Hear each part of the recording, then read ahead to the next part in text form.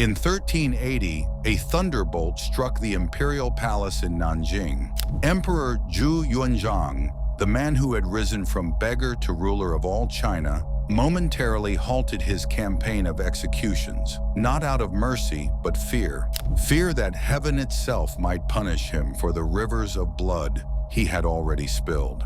The first Ming Emperor had established one of history's most stable dynasties through methods so brutal they still shock us today.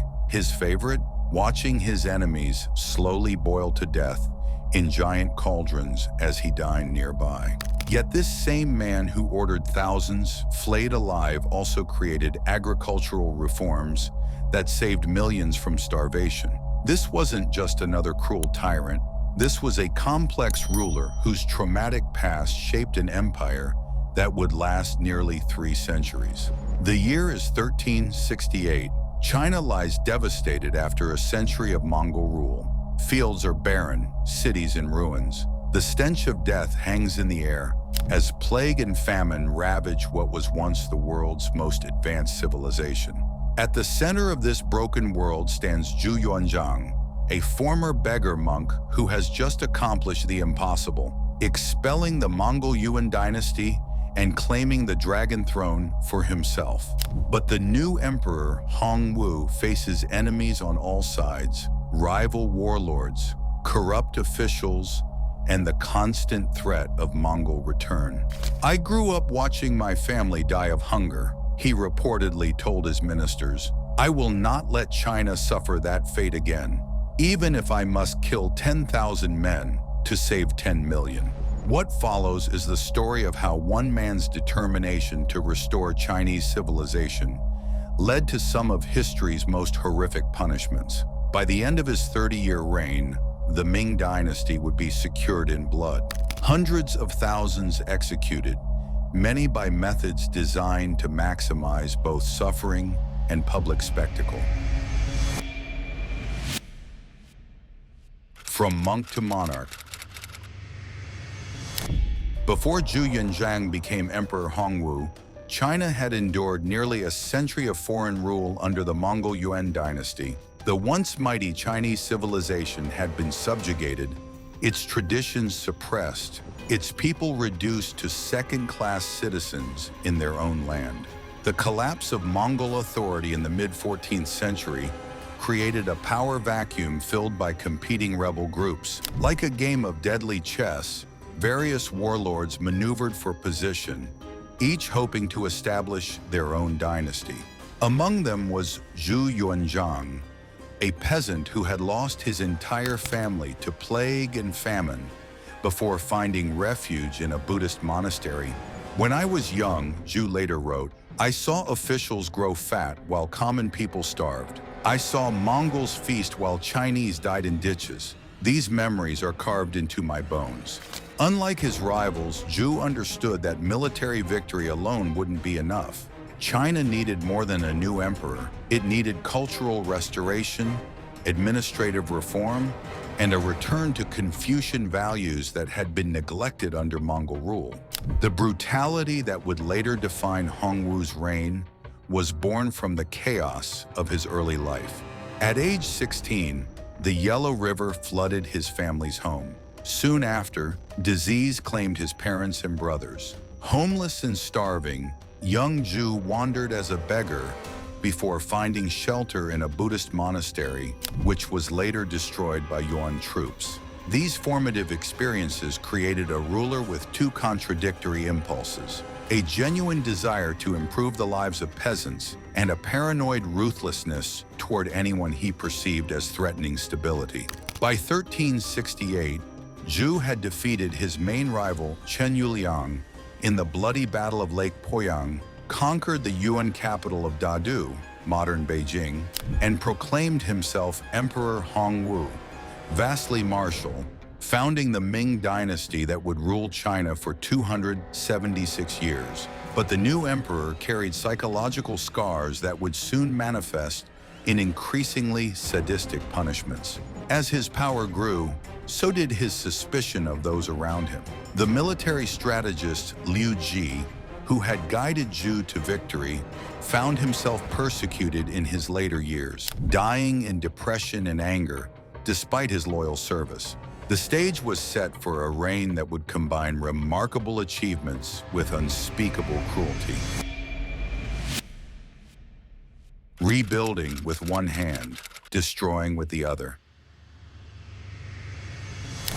Emperor Hongwu's early reign showed promise. He distributed land to peasants, reduced taxes, and rebuilt infrastructure destroyed during the wars. Agricultural production increased dramatically, and the population began to recover.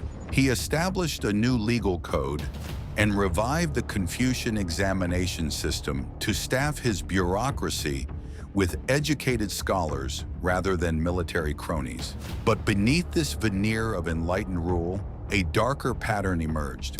Hongwu's experiences had left him deeply distrustful of the educated elite. He saw potential traitors everywhere, especially among the scholar officials who ran his government. In 1376, the emperor established the Embroidered Uniform Guard, a secret police force answerable only to him. Their methods of interrogation were notoriously brutal, including the ankle crusher, a device of wooden planks connected with rope that would squeeze until bones shattered, and finger squeezers that crushed the digits one by one.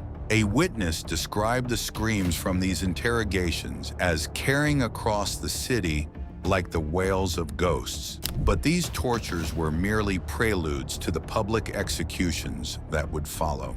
The turning point came in 1380 with the case of Hu Weiyang, the senior Grand Counselor and one of Hongwu's most trusted officials. Accused of plotting rebellion, Hu was subjected to extensive torture until he confessed to a vast conspiracy. What followed was unprecedented even by the standards of Chinese history. Hongwu ordered not just Hu's execution, but the elimination of his entire family, all his associates, and anyone connected to them, even tangentially. Court records indicate that over 30,000 people were executed in this single purge. Methods included decapitation for the fortunate, but for those deemed especially traitorous, slower deaths awaited. The emperor's favorite method for high-ranking traitors was death by boiling. A large cauldron would be placed in a public square, filled with water, oil, or sometimes tar. Wood would be stacked beneath and set ablaze. The condemned would be suspended above the increasingly hot liquid, sometimes lowered inch by inch to prolong their suffering. One eyewitness account describes a victim screaming until his vocal cords ruptured as his lower extremities boiled while his upper body remained conscious. The process could take hours, with the emperor sometimes dining nearby, listening to the screams as he enjoyed his meal.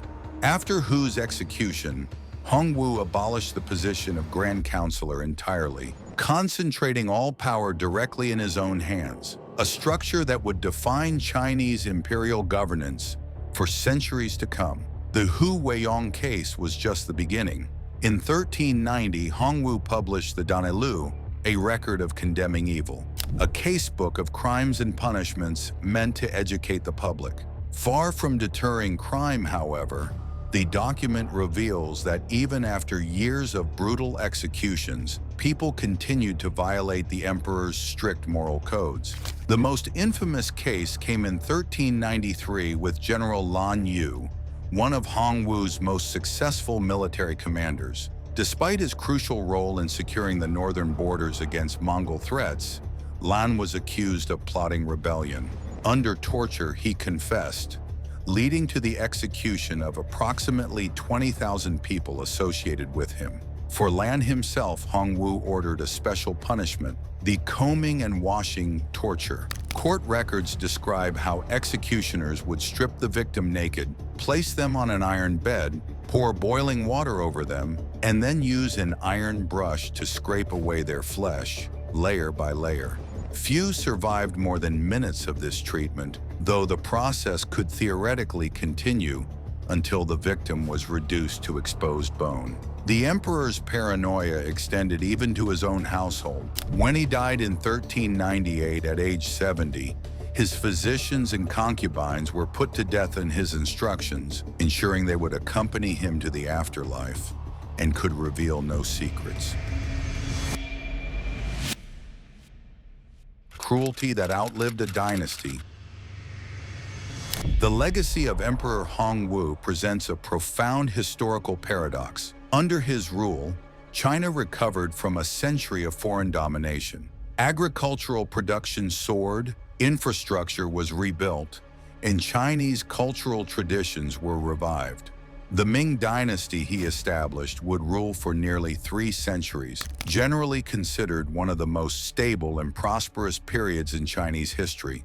Yet this same ruler institutionalized torture methods so cruel that they shock our modern sensibilities. The waist chop execution, where a person was cut in half at the waist but remained alive for some time due to the slow blood loss, was reportedly used on the scholar Fang Xiaoru.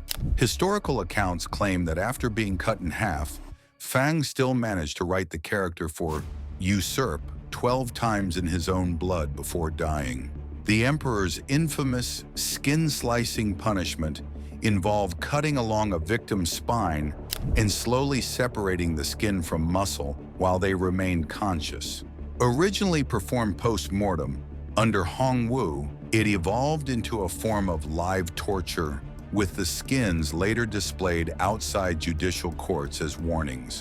What makes Hongwu's story particularly relevant today is how it challenges our understanding of historical progress and human nature. His reign demonstrates how trauma can shape leadership, how genuine desires for improvement can coexist with extreme cruelty, and how power without accountability inevitably corrupts.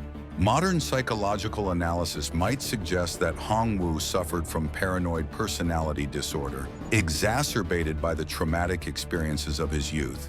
His obsession with loyalty and betrayal, his inability to trust even those closest to him, and his increasingly elaborate punishments all point to a mind consumed by fear of conspiracy. Yet we must be careful not to simply diagnose historical figures through modern lenses. Hongwu operated within a cultural context where harsh punishment was seen as necessary for maintaining social order. The Confucian concept of rule by moral example had been undermined by the Mongol conquest, and Hongwu believed that only through strict enforcement could proper behavior be restored. Emperor Hongwu's death in 1398 ended his personal reign of terror, but the systems he established, the centralized imperial authority, the secret police, the elaborate bureaucracy, would define Chinese governance for centuries. His legal code, despite its brutality, became the foundation for Ming law. Perhaps the most telling epilogue to Hongwu's life came shortly after his death. His chosen successor, his grandson Jian Wen, attempted to reform the more extreme aspects of his grandfather's rule. Within 4 years, he was overthrown by Hongwu's son, Zhu Di, who became the Yongle Emperor and continued many of his father's brutal practices. The cycle of violence Hongwu initiated would continue throughout Chinese imperial history, with periods of reform inevitably followed by returns to authoritarian control. Even today, his legacy remains contested, viewed by some as a necessary strongman who restored Chinese civilization, by others as a tyrant whose methods caused needless suffering. As we reflect on this dark chapter of history, we're left with uncomfortable questions about the price of order, the consequences of unchecked power, and whether the ends ever truly justify such means. The cauldrons may have gone cold centuries ago, but the echoes of those screams still resonate in our understanding of how civilizations are built, sometimes on foundations of unspeakable cruelty.